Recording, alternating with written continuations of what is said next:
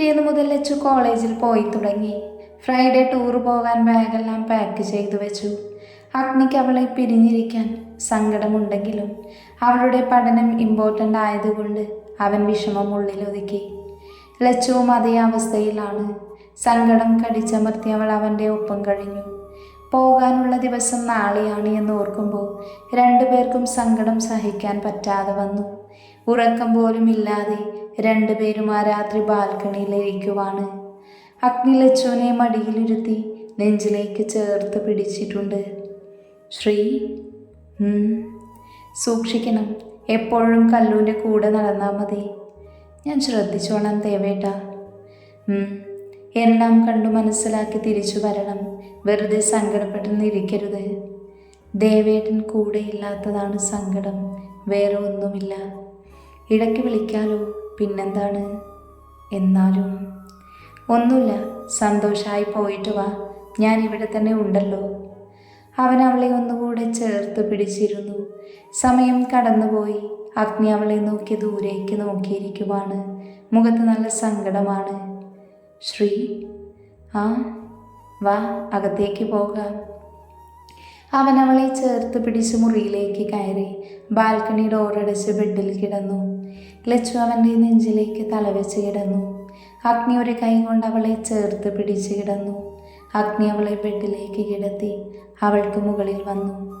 ലച്ചു അവൻ്റെ കണ്ണിലേക്ക് നോക്കി. അവൻ ചിരിയോടെ താഴ്ന്നു വന്ന് അവളുടെ നെറ്റിയിൽ ഉമ്മ വെച്ചു. അവൾ കണ്ണുകൾ അടച്ച് അവൻ്റെ ചുണ്ടുകൾ കണ്ണിൽ ഉമ്മ വെച്ചു. അവിടുന്ന് മൂക്കിലും പിന്നെ ചുണ്ടിലായി വന്നു നിന്നു. അവളുടെ ഒരു കൈ അവൻ്റെ നെഞ്ചിലും മറുകൈ അവൻ്റെ തലമുടിയിലും പിടിച്ചു.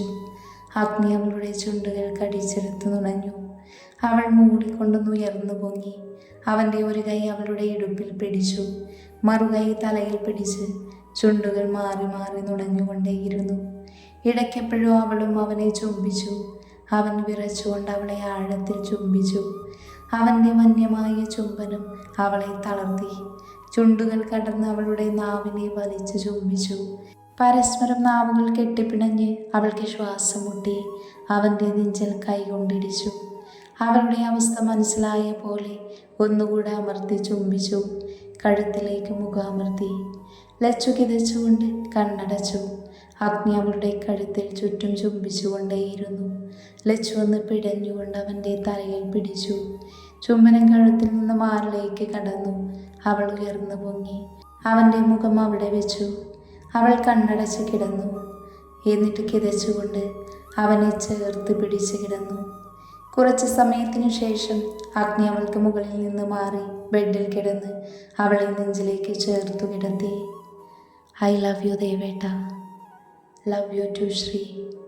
അവൻ്റെ ചുണ്ടുകൾ അവളുടെ നെറുകയിൽ പതിഞ്ഞു.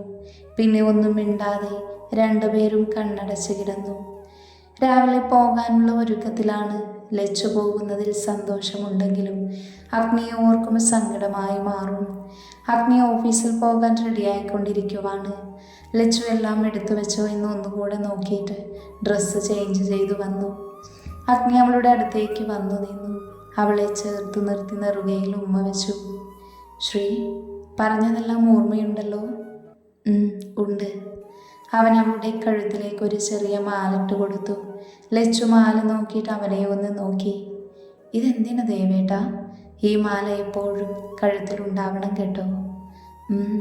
ഇതെന്തിനാ? അതൊന്നുമില്ല, ഒരു സുരക്ഷയെ വേണ്ടേ.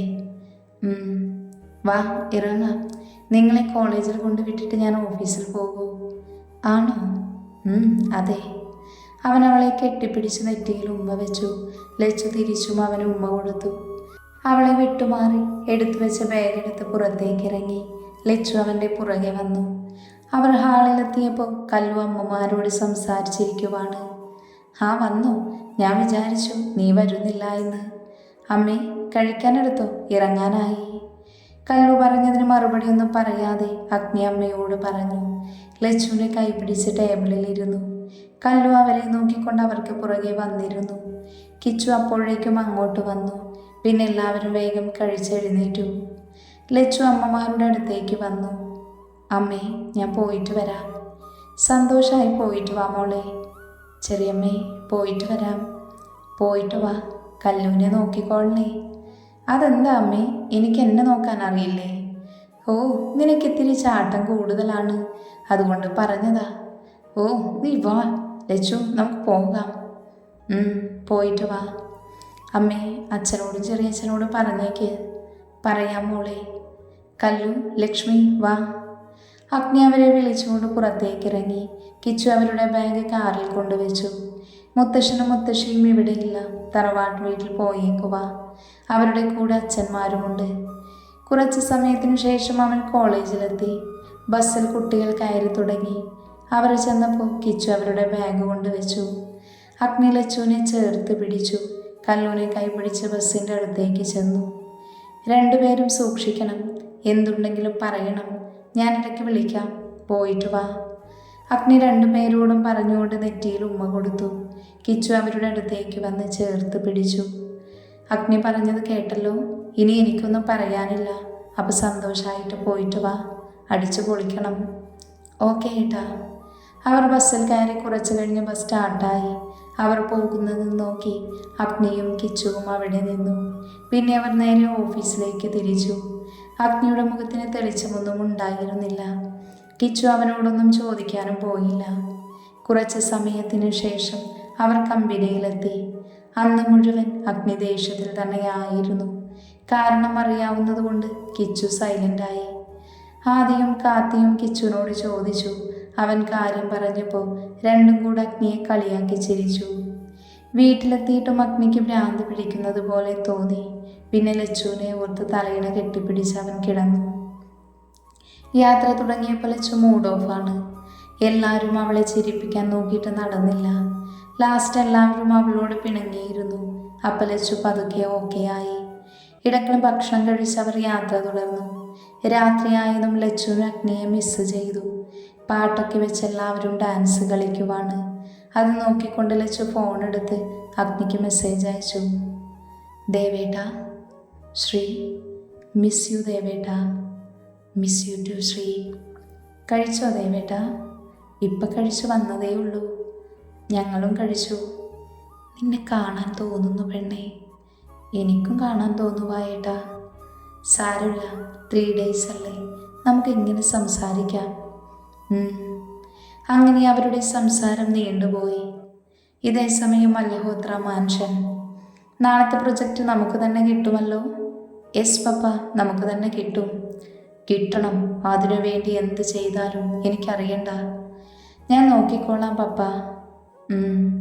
അയാളൊന്ന് അമർത്തി മൂളിക്കൊണ്ട് എഴുന്നേറ്റ് പോയി.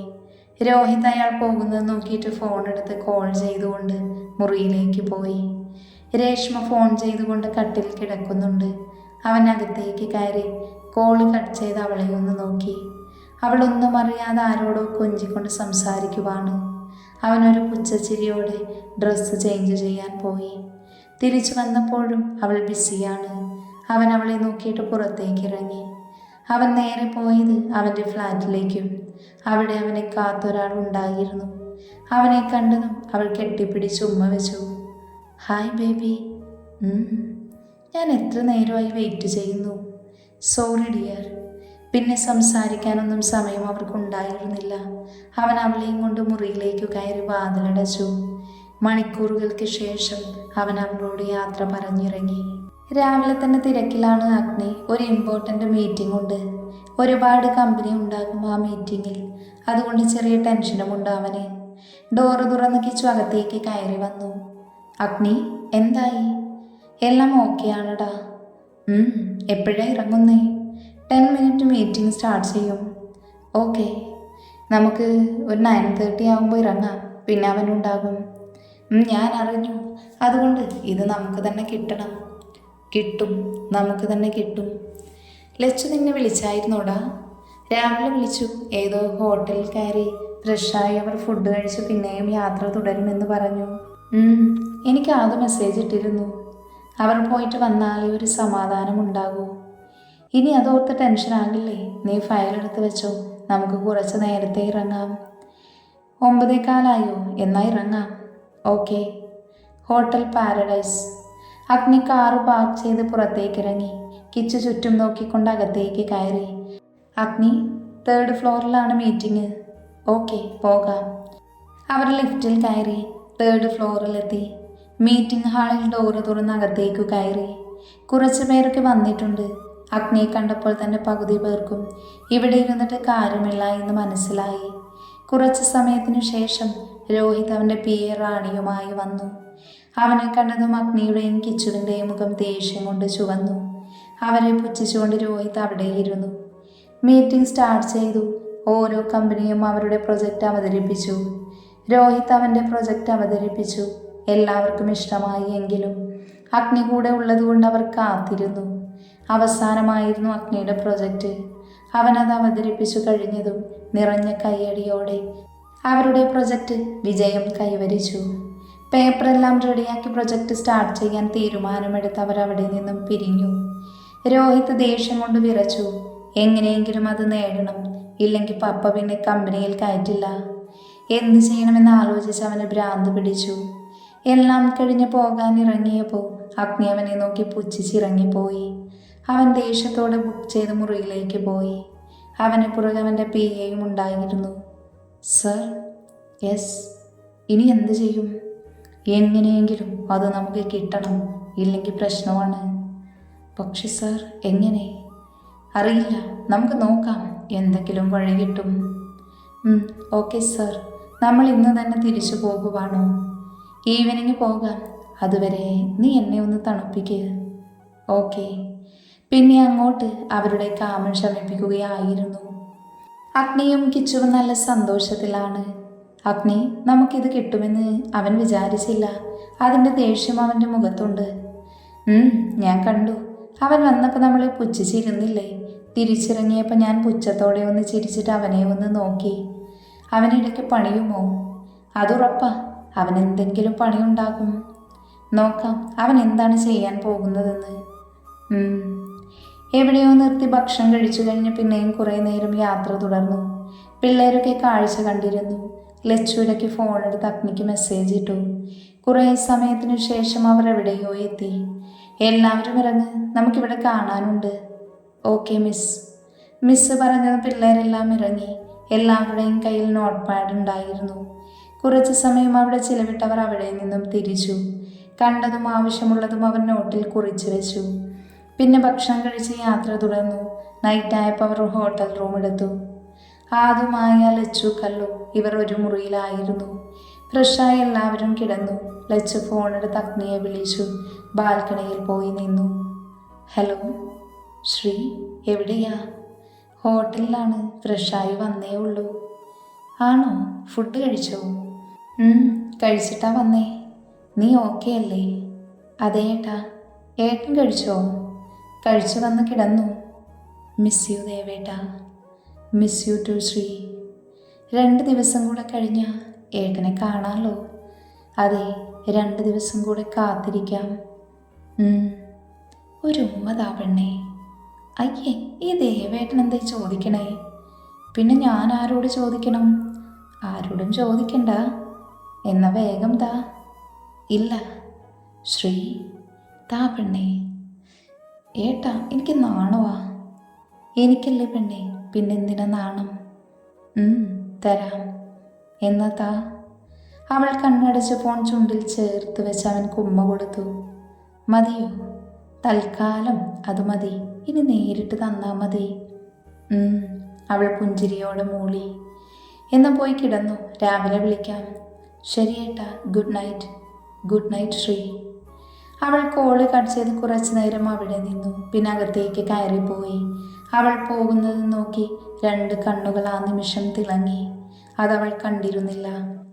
രാവിലെ പിന്നെയും അവരുടെ യാത്ര തുടർന്നു. അവിടെ അടുത്ത് തന്നെയായിരുന്നു അവർ പോയത്. ഉച്ചയായപ്പോൾ ഭക്ഷണം കഴിച്ച് പിന്നെയും അവർ യാത്ര തുടർന്നു. അയ്യോ, എനിക്ക് വയ്യേ. അതെ, സത്യം മടുത്തു. എനിക്കും ഇനി നടക്കാൻ വയ്യ. 3 പേരും അവിടെ നിന്നു. ഞാൻ പോകുക. എൻ്റെ ലച്ചു, നിനക്ക് ക്ഷീണമൊന്നുമില്ലേ പെണ്ണേ? അതൊക്കെ ഉണ്ട്, പക്ഷേ ഇതൊക്കെ നമുക്ക് ആവശ്യമുള്ള കാര്യങ്ങളല്ലേ. ഇവളെന്താ ചെയ്യേണ്ടത്? ഇങ്ങനെ ഒരു പഠിപ്പി. വാ, നടന്നില്ലെങ്കിലേ മിസ് പണി തരും. കല്ലും മാതും മായും നടന്നു മടുത്തു. ലച്ചു പക്ഷെ എല്ലാം കണ്ടു ചോദിച്ച് നോട്ട് എഴുതുവാണ്. വൈകിട്ടായപ്പോൾ അവർ അവിടെ നിന്നിറങ്ങി. പിന്നെ എല്ലാവരും ചായ കുടിച്ച് റൂമിലേക്ക് പോയി റെസ്റ്റ് എടുത്തു. ഇന്ന് യാത്രയൊന്നുമില്ല, നാളെയാണുള്ളത്. അതുകൊണ്ട് സമാധാനത്തിലാണ് ലച്ചു ഒഴിച്ച് ബാക്കി 3 പേരും. പിള്ളേരൊന്നും ഇല്ലാത്തത് കൊണ്ടൊരു സുഖമില്ല അല്ലേ? അതെ. അവരിന്ന് ഞായറാഴ്ച രാത്രിയല്ലേ വരൂ? അതെ. അഗ്നി, ഇന്നത്തെ പ്രൊജക്റ്റ് കാര്യം എന്തായി? നമുക്ക് തന്നെയാണ് അച്ഛാ. മൽഹോത്ര ഗ്രൂപ്പ് ഉണ്ടായിരുന്നു. രോഹിത് ഉണ്ടായിരുന്നു. അവനെ സൂക്ഷിക്കണം അഗ്നി. അറിയാം അച്ഛാ, ഞാൻ നോക്കിക്കോളാം. നിന്റെ മോള് വിളിച്ചോ? വിളിച്ചായിരുന്നു. അങ്ങനെ എല്ലാവരും ഭക്ഷണം കഴിക്കാനിരിക്കുവാണ്. അഗ്നി കഴിച്ചിട്ട് കിച്ചുവായി പ്രൊജക്റ്റ് കാര്യങ്ങൾ സംസാരിച്ചിരിക്കുവാണ്. സമയം പോയതൊന്നും അറിഞ്ഞില്ല. അഗ്നിയുടെ ഫോൺ അടിച്ചപ്പോഴാണ് അവർ സമയം നോക്കിയത്. 11 മണിയായി എന്ന് കണ്ടപ്പോൾ 2 പേരും മുറിയിലേക്ക് പോയി. ലച്ചു ആയിരുന്നു വിളിച്ചത്. അഗ്നി മുറിയിലെത്തിയതേ അവളെ വിളിച്ചു. സോറി, ഞാൻ കുറച്ച് ബിസിയായി പോയി, അതാണ് വിളിക്കാതിരുന്നേ. കുഴപ്പമില്ല ദേവേട്ട, എനിക്കത് തോന്നി. ഇന്നെങ്ങനെ ഉണ്ടായിരുന്നു? നന്നായിരുന്നു, എല്ലാം മനസ്സിലായി. അറിയാതെ ഞാൻ എഴുതി വെച്ചിട്ടുണ്ട്. സൂക്ഷിക്കണം. അവരൊക്കെ ഉറങ്ങിയോ? ഏട്ടാ, ഞാൻ ഏട്ടനെ വിളിച്ചിട്ട് ഉറങ്ങാമെന്ന് കരുതി. പുതിയ പ്രൊജക്റ്റ് കിട്ടി, അതിൻ്റെ ബിസിയാണ്, അതാണ് ലേറ്റായേ. ആണോ? കൺഗ്രാറ്റുലേഷൻസ്. താങ്ക്സ് പെണ്ണേ. ഉറക്കം കളയണ്ട, നാളെ വിളിക്കാം. ശരി, good night. Good night Shri. അവൻ കോള് കട്ട് ചെയ്ത് കിടന്നു. എന്തോ വല്ലാത്ത വേദന പോലെ തോന്നി അവന്. ഒന്നുമില്ല, ഇപ്പം സംസാരിച്ചതല്ലേ.